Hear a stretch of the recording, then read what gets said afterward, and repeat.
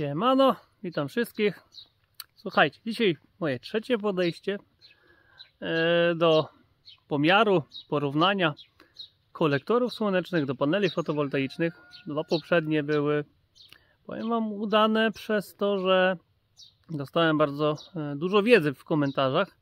Oczywiście też było, żebym sobie dał spokój i nie kombinował, ale ja swoim torem dzisiaj dalej będę sprawdzał. Troszeczkę sobie zmieniłem ustawienia i to będzie już takie porównanie już w normalnych warunkach, tak jak przeważnie się ta instalacja zachowuje, bez żadnego kombinowania, bez chodzenia zbiorników albo innych rzeczy.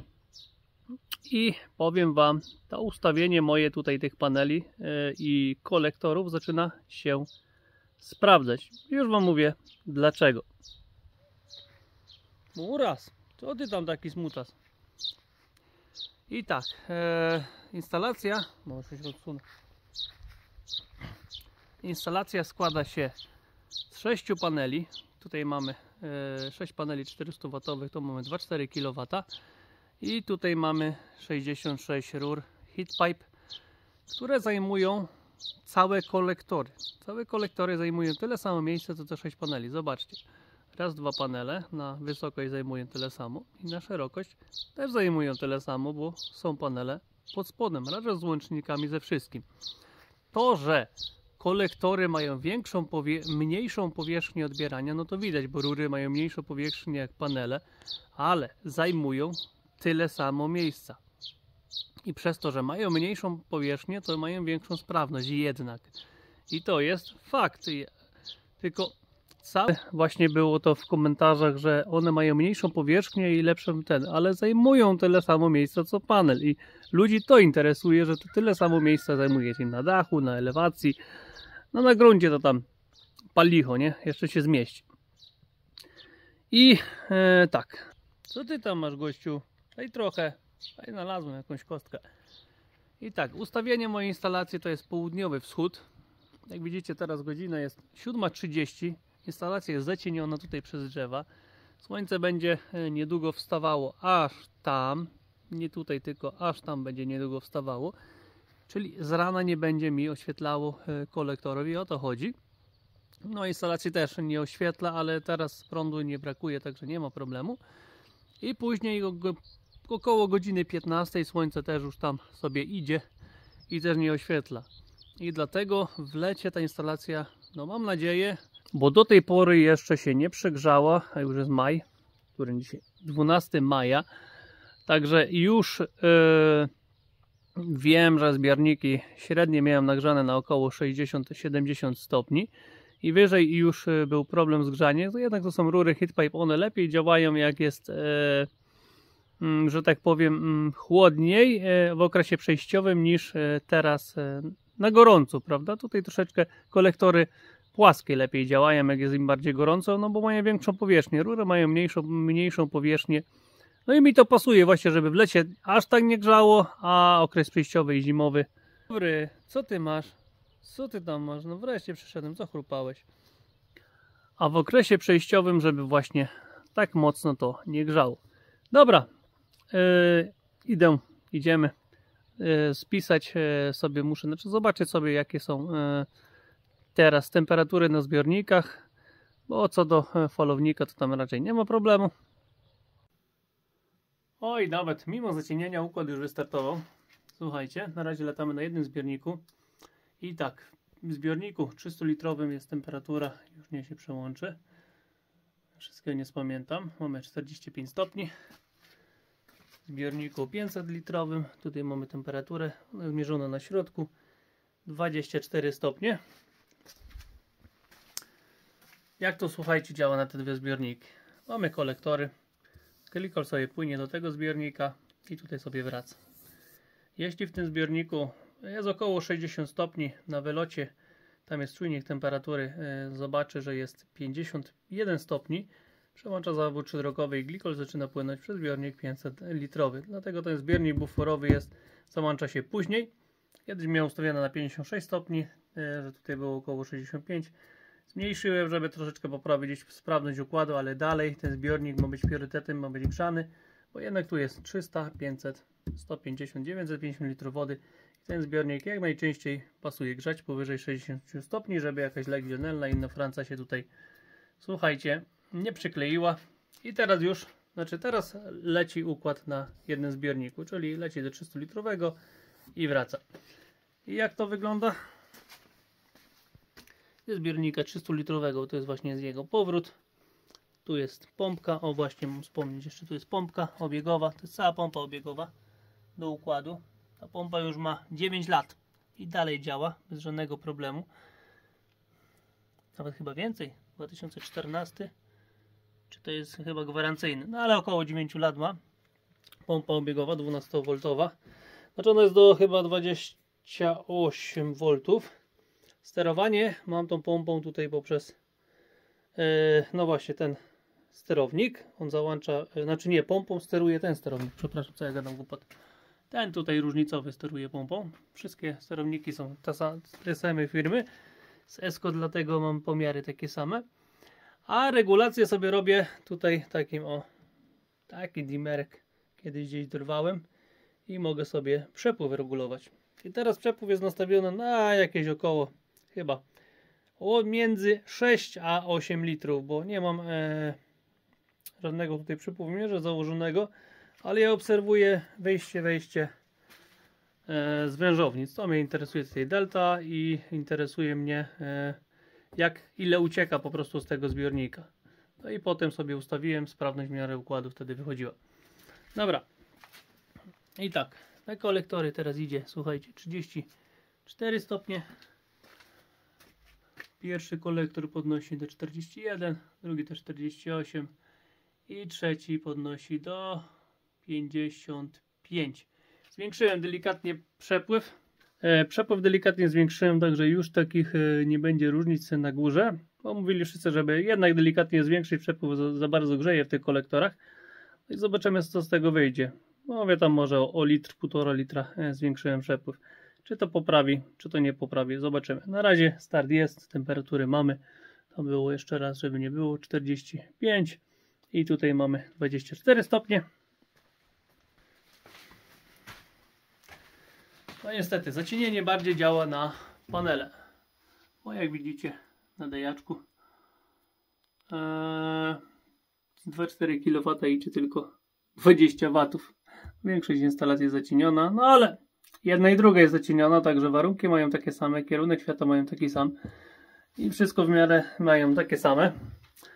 I słuchajcie, tak, dokonałem pewnych poprawek.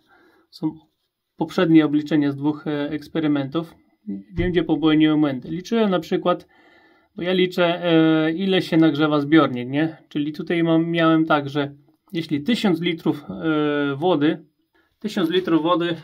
podniesienie, może tak, 1000 litrów wody tak, o 1 stopień, to jest mniej więcej 1,16 kWh, a nie 1 kWh. No i tu popełniłem błąd na minus dla kolektorów, bo zaniżałem wynik, który by wyszedł. I z drugiej strony też uzysk z instalacji 2,4 kW. Jednak tutaj takie deje z tym PPT ze wszystkim, co ma być, ma większą sprawność niż jakby była zapięta sama grzałka z panelami, bo to jest symulacja właściwie będzie grzałki i muszę odjąć od tego wyniku, co wychodziło, około 10%, żeby to też było w miarę wiarygodne. Dlatego tutaj troszeczkę była poprawa i zobaczcie, przedtem mi wychodziło 13 kWh, a jest tak naprawdę wyszło 14,7 kWh przy pierwszej próbie, przy takich wyższych temperaturach. I tutaj też instalacji właśnie już fotowoltaicznej zamiast 13,5 12,2 kWh. No i różnica wychodzi taka, że liczę kolektory jako 100%, czyli panele zrobiły 83% tego co kolektory. Ale tutaj były takie dosyć wysokie temperatury. Niestety temperatura zbiornika jest ograniczeniem po prostu kolektorów. Tak samo jak naładowanie baterii, bo też jak już magazyn mi się na przykład naładuje albo też się nagrzeje z grzałki, no to też panele nie będą prawda, pracować, tylko z paneli cały czas będzie szła ta grzałka, aż nagrzeje, a kolektory i wyższa temperatura zbiorników jednak niestety tracą na wydajności, ale dalej był lepszy wynik. Przy niższej temperaturze w zbiornikach już wyszło to o wiele lepiej.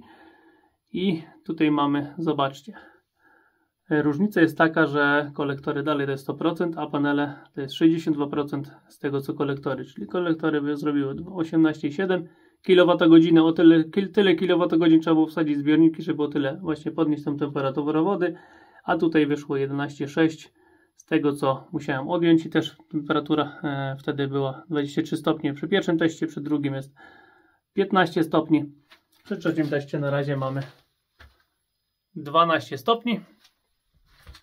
No i zobaczymy, co tutaj wyjdzie. Nic, to niech sobie działa. Wyniki się spisze, odliczy. No i teraz już takie mówię, takie normalne użytkowanie.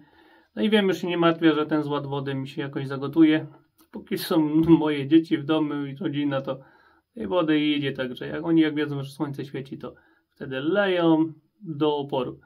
Ale jeszcze parę rzeczy mogę pokombinować. No zobaczymy w lecie. Tylko mówię, im wyżej jest słońce i wschód i zachód, no to te kolektory no, coraz słabiej po prostu działają i to jest zamierzony cel po prostu. To ma być na okres przejściowy i zimowy najlepsze działanie, a nie na teraz. Dobra, lecimy z tematem dalej. I właśnie przed sekundą ruszył układ na drugą wężownicę. 51 stopni. Ruszyła, zawór 3-drogowy się przełączył. Jeszcze w tym momencie wyłapię ten moment, że na kolektory idzie 51 stopni ze zbiornika 300 litrowego. Pierwszy kolektor podnosi do 65, drugi do 72, trzeci kolektor podnosi do 78 stopni. I do tego momentu leciało nam w takim układzie, a teraz nam leci w takim układzie. Za chwilę Wam pokażę, tylko musi tam ten glikol dojść do pierwszego, jak będzie spadała tak naprawdę temperatura. Bo do zbiornika 500 litrowego wchodzi 51 stopni, ale z niego już wychodzi 24 tylko stopnie. W zbiorniku jest 22 i 9, 23. Mówię, tu jest kapilara, a tu jest wyjście, bo u mnie troszeczkę inaczej zrobione, dlatego temperatura zbiornika jest podobna z temperaturą właśnie wyjścia, przez to, że druga wężownica jest podłączona na odwrót, czyli nieprawidłowo. Glikol wpada od dołu i wychodzi od góry, dlatego jest tak dana wężownica, że tu jest taka potężna wężownica i bałem się, że będzie problem, że mi się gdzieś jakieś powietrze w niej zbierze. Tutaj układ jest tylko pompkami i wolałem sobie ją odwrotnie podłączyć. A że to jest zbiornik buforowy, to się nic nie dzieje i będzie dalej zbierał energię i tak, bo to co wyjdzie ciepłe na dole finalnie zostanie w zbiorniku. Dobra, lecimy. O, nawet jednym rzutem. Zobaczcie, już do pierwszego kolektora wpadło, znaczy przeleciało z niego, bo temperatura jest liczona na wyjściu z kolektora, czyli na wyjściu z pierwszego, na wyjściu z drugiego i na wyjściu z trzeciego. Tam są specjalne takie otwory. I już widać, jak na pierwszym spada w dół. Już przeleciało przez drugi. No w tych kolektorach to jest tylko rura na przelot, tam nie ma nic więcej. Także bardzo szybko ten płyn wpada i robi różnicę temperatury. Kiedy się zacznie zmieniać, o i na trzecim to się zmienia już. Zaczyna lecieć dół. 78,4 i 3.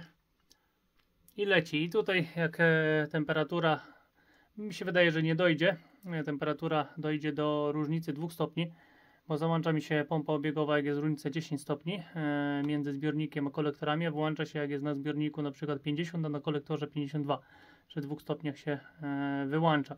I nie wiem, czy nie jest za mała ta troszeczkę różnica, czy wtedy sobie zbiornika nie wychładzam, ale z drugiej strony jak to już leci na dużym obiegu, słuchajcie, to wtedy i tak ta energia wraca jeszcze do tego zbiornika, to wtedy to co jest liczone z tego i tak zostaje w tym drugim. To już nie są jakieś tam nie wiadomo jakie duże różnice przy jednak tak małej pojemności kolektora, nie? Bo co tam w tej rurce, tam litra się zmieści wody, może tam, znaczy płynu, powiem wam, nie wiem ile tam wchodzi, trzeba by było jakieś wziąć i przemierzyć. Ta rurka 3/4 albo calowa jest, nie, tam jest calowa rurka, to by długość razy ten, no by policzył, ale plus jeszcze te co tam wystają wszystkie z heatpipe'ów. Dobra, leci, na razie wychładza się coraz bardziej. Za chwilę Wam pokażę, jak się ustabilizowało, czy wyłączyło, czy nie. Jednak większy przepływ spowodował to, że się układ wyłączył i od razu widać, jak temperatury zaczynają na kolektorach rosnąć. Momentalnie praktycznie to wszystko zaczyna rosnąć. Tutaj zawód przydrogowy też się wyłączył, bo czujnik zobaczył, że jest już niższa temperatura, włączył dalej krótki obieg i dalej nam teraz układ, znaczy wystudził się przez to, że jednak chłodna poszła z tego zbiornika. Później jak wyrzuciło wężownicę, to już tutaj na wyjściu było 19 stopni, pociągnęło to zimne z dołu zbiornika. I teraz układ jak się uruchomi, dalej będzie chodził na krótkim obiegu. Jak się na wyjściu pojawi 51 stopni, uruchomi się długi obieg i tam będzie chyba może zobaczymy, ileś razy tak się zrobi, aż temperatura powrotu pozwoli na po prostu ciągłą pracę układu. Jeszcze dobrze nie skończyłem kręcić tamtej sceny, już układ ruszył. Momentalnie się nagrzewa, bo jednak pogoda jest dobra. Także przerwa trwała około minuty i z powrotem lecimy. Kolektory podnoszą temperaturę, wrzucają zbiorniki. Tutaj za chwilę na powrocie się pojawi z powrotem 51,5 stopnia. I tak, jak to mówią, w koło Macieju. Zobaczymy jeszcze, jak tam paneli się, jak ja to mówię, z kolektorów, z paneli idzie. O, bardzo ładnie idzie. A ja jestem ciekaw tej pogody. Bo zobaczcie, 2,4 kW instalacja idzie 2430 W. Cały czas mamy słońce, także bardzo fajnie sobie leci. 3,1 kWh już nabiło. Stopni jest na zewnątrz 14. Wiaterek sobie jakiś tam troszeczkę powiewa. Ale powiem Wam, dzisiaj jest pogoda dla fotowoltaiki super. Ładujemy. Oczywiście z czego ładuję? Z tego za swoją energię. I dalej zobaczcie, wiatr wieje. Wiatr jest okropnie zimny, ale wieje z północy. I ta instalacja w ogóle nie jest praktycznie chłodzona tym wiatrem. Słoneczko mamy, słuchajcie, eleganckie. Ale jeszcze tak z ciekawości mojej i dla Waszej, jak solar trackery, bo na tego dmucha i na drugiego też dmucha. I mamy tutaj wspólnie 8,85 na dwóch instalacjach. Nie ma ponad 100%, ale osobno już jest inaczej. Tutaj mamy instalację 3,85 kW, daje 3,56 kW. A tutaj mamy instalację 5 kW bifacjalną na tym solar trackerze drugim i ona już leci na 5120 W. Także już chłodzenie w tym temacie działa. Niestety tutaj wszystko nabite pod korek. Dzisiejszy dzień cały czas oddawanie, ale miesiąc już jest ładny. Dzisiaj jest 12.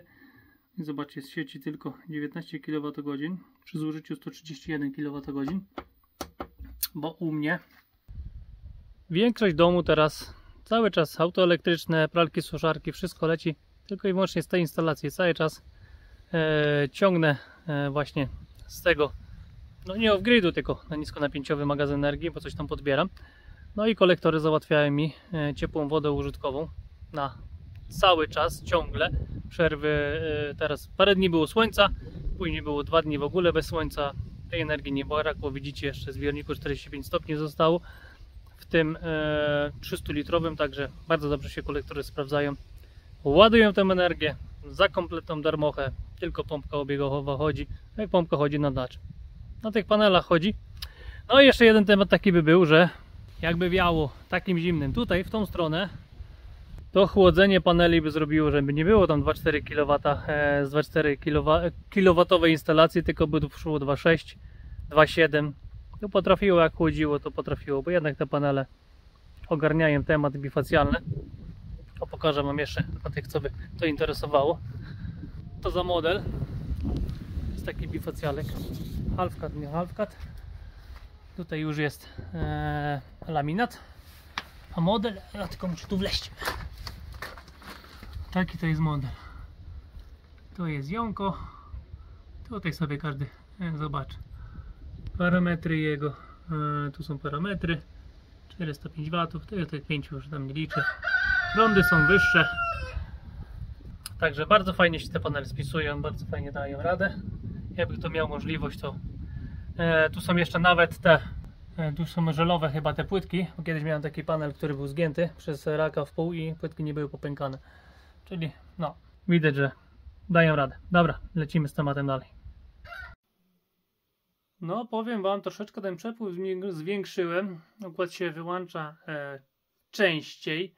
No niestety nie stałem tu bezczynnie, tylko odpisywałem sobie na Wasze komentarze przy okazji, przy takich testach, obserwacjach. To za chwilę z powrotem ruszy. 58,5 do 68,5, jak się tutaj nagrzeje. Zobaczcie, jedzie momentalnie w górę ta temperatura. Ale jakieś, powiem Wam, 15 minut mniej więcej cykl trwał. Najpierw około 10 minut jednak na 300-litrowy zbiornik szło i dopiero jak wrzuciło 500-litrowy, układ się dalej wychodził i wyłączył. Także to zwiększenie przepływu, tam około litra, półtorej. No jestem bardzo ciekaw, czy to wyjdzie na plus, czy na minus. Mając już porównanie dwóch testów i właśnie podnoszenie tej energii w tych zbiornikach. No bo powiem Wam, z jednej strony szybszy przepływ to nie ma takiego oddawania, ale jak już się układ wyłączy, to ta wężownica jednak i tak sama z siebie oddaje to ciepło do środka i widzę, że później się układ uruchamia i ten zimniejszy glikolidzi. Mówiłem, w międzyczasie układ ruszył z powrotem. Także bardzo jestem ciekaw, czy to będzie na plus, czy na minus. Mi się wydaje, że jednak będzie na plus. Już jest po 12. Kogut pieje. Słońce, tak jak widać po cieniu, już wyprzedziło panele. Także produkcja będzie spadać na tej instalacji, ale zwiększać się będzie na tych dwóch panelach. Także jak jedna strona traci, druga zyskuje. No, na stolnotrakerach zawsze to najlepiej wychodzi. I tak. Układ cały czas, jak to mówią, taktuje. Włącza się, grzeje. Grzeje najpierw 300, później zaraz się przełącza, bo to już coraz szybciej jest, na 500-litrowy. Pokręci, wystudzi i od nowa. Powiem Wam, bardzo jestem ciekaw właśnie uzysku z tego tematu, bo no mi się wydaje, że teraz maksymalnie wyciąga z kolektorów, jeśli je wystudza i delikatnie zwiększony przepływ. No najwięcej ten delikatnie zwiększony przepływ robi.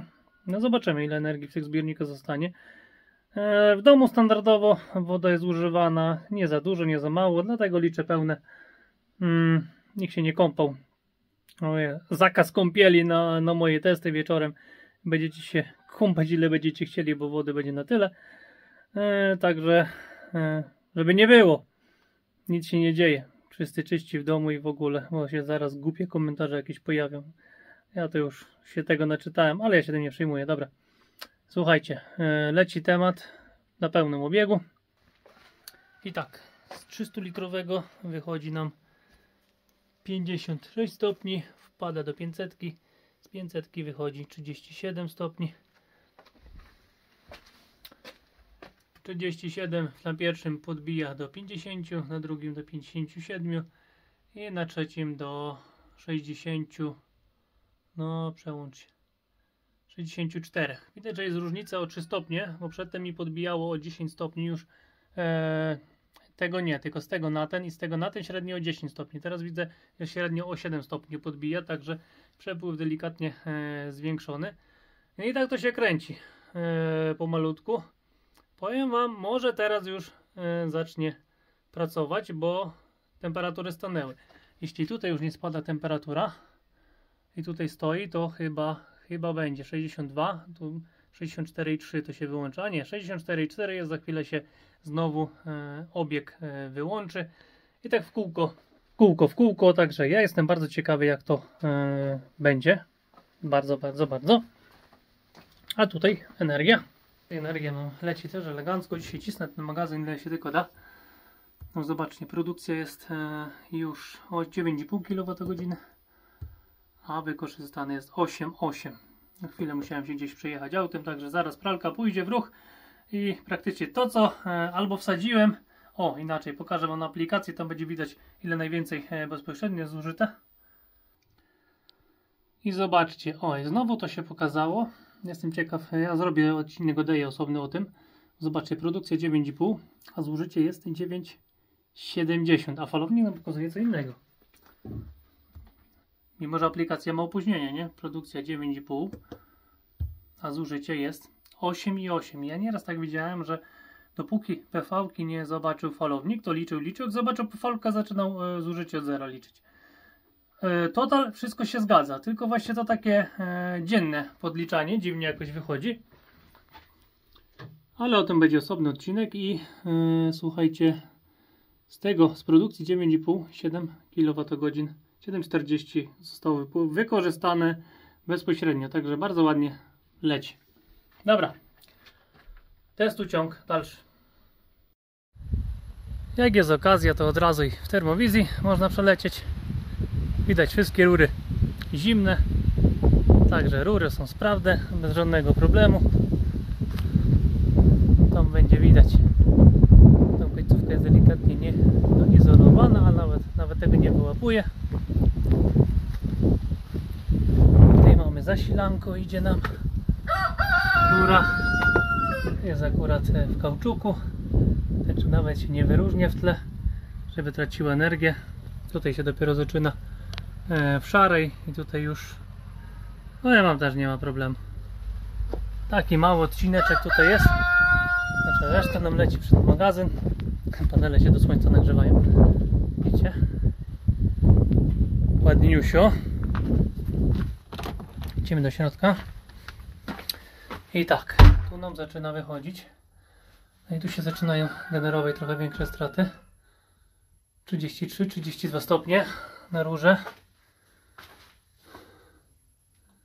tu nawet i 40. Izolacja ma, płynie nam glikol o temperaturze teraz 65 stopni, bo tutaj jest nieizolowane kompletnie. Zmienia się już przepływ. Jak był duży przepływ, to pokazywało, bo druga pompa mi się obiegowa włącza, to pokazywało mi to samo co na Geigerach. Teraz trochę się to wszystko uspokoiło. Mamy 66, 67, tylko że to cały czas jest na rurkach. Tu pokazuje nam 63, 64.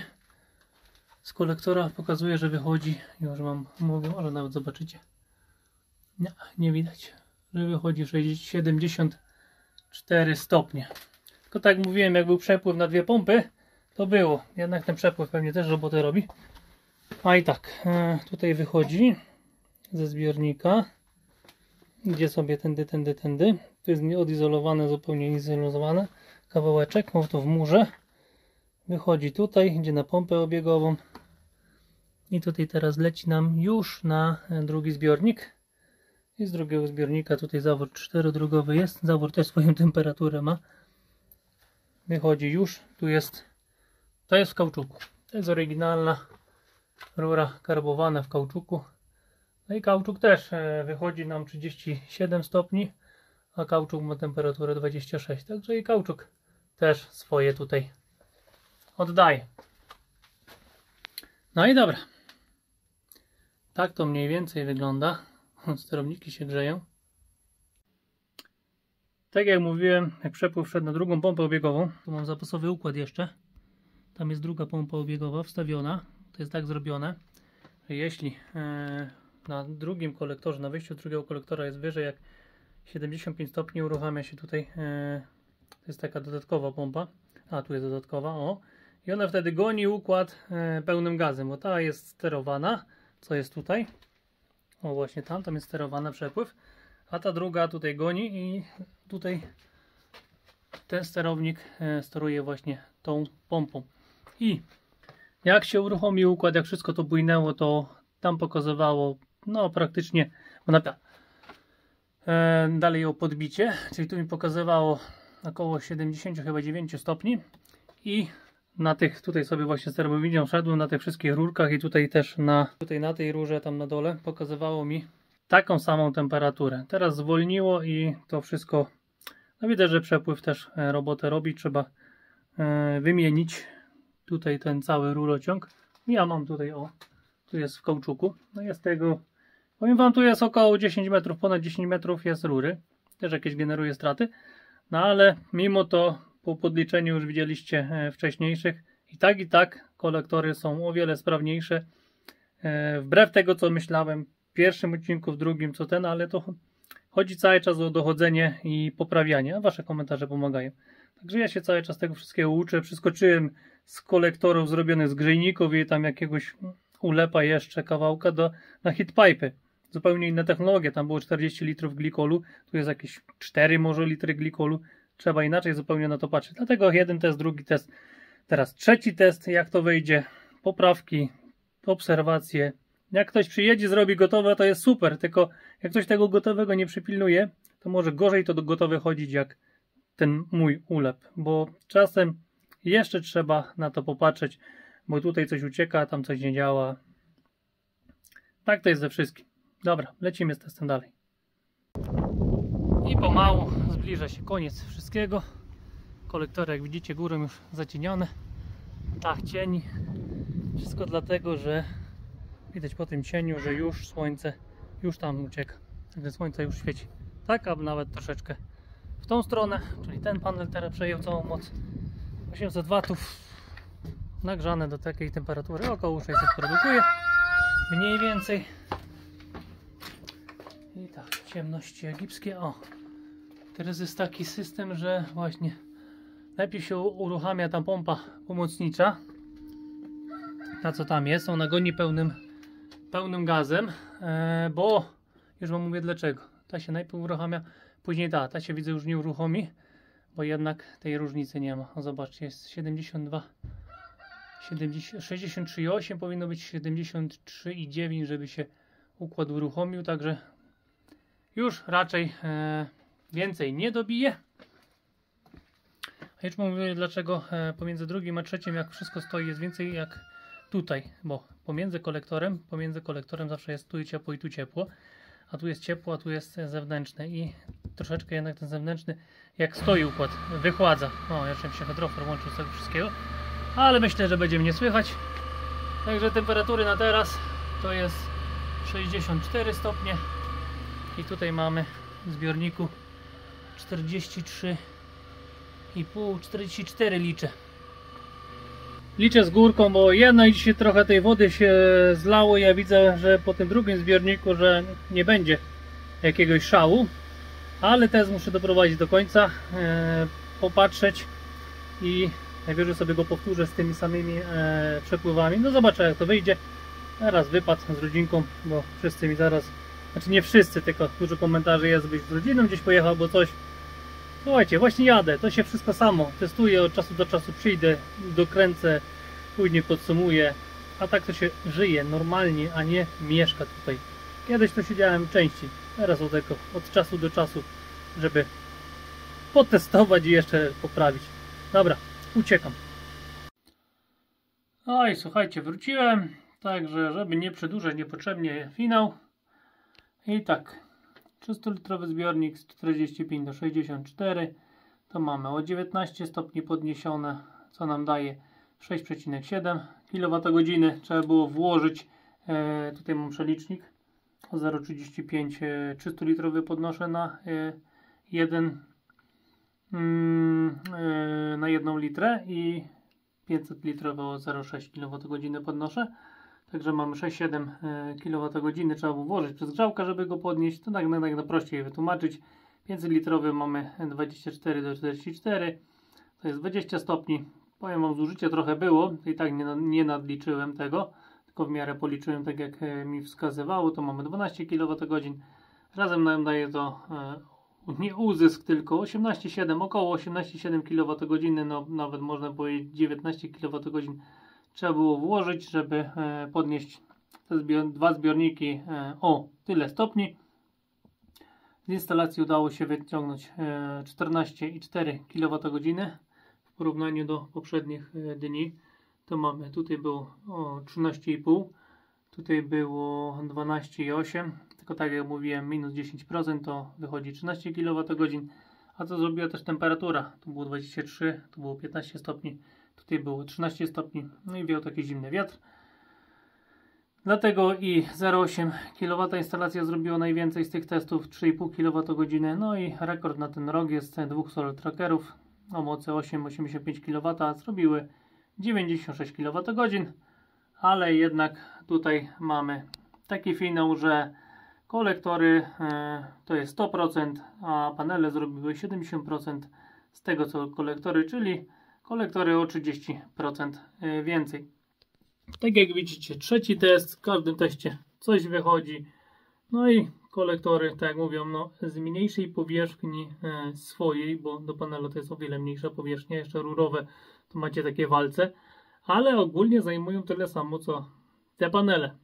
I jak już to policzyłem w miarę, jak będzie pojedynczy zbiornik, to będzie jeszcze lepiej to wszystko pomierzyć i jak tutaj jeszcze wymienię rury, to będzie jeszcze lepiej. Także ja się cieszę, że jest dobrze i że będzie tylko lepiej i cały czas to już jest taka darmowa energia. Tutaj tylko pompa obiegowa jest i tam raz na 2 albo raz na 3 lata wyciągnąć te rury, tą pastę po prostu wyczyścić, dać nowej pasty i tyle. To cała filozofia tego wszystkiego. Może się sterownik zmieni, może coś. Układ, który teraz jest, czyli ta wyższa prędkość, jednak bałem się, że będzie gorzej. Sprawdziło się, jest na plus i w niej to wszystko chodzi. Też pompy krócej chodzą obiegowe, zawór też krócej chodzi, bo się włącza, chwilę ma przerwy, żeby nawet dostygnąć, się wyłącza. Także na razie układ zostawię. Myślałem, że będę jeszcze jedną próbę robił, ale wyszło. No jak widzicie, dzisiaj bardzo ładny dzionek był, bo praktycznie bezchmurny i no solar trackery, no chciałbym, żeby kiedyś mi zrobiły 100 kWh, ale to musiałby w lecie, zimny wiatr, to jest o długości dnia chodzi. No jakbym miał z tyłu działkę wycięte drzewa, no to 100 kWh bez niczego bym zrobił z tych dwóch solar trackerów, ale te drzewa są po to, żeby osłona i na dom była na zimę i właśnie na te trackery, żeby to żeby było bezpieczniej po prostu i tak nie wiało. Także słuchajcie, tak to wygląda, trzecia próba. Mi się wydaje, że wyszło bardzo dobrze. Z kolektorów nie zrezygnuję, tylko poprawię jeszcze ten układ, a wy wybierajcie jak chcecie. Także tak to wygląda. Szczęścia, zdrowia i do następnego.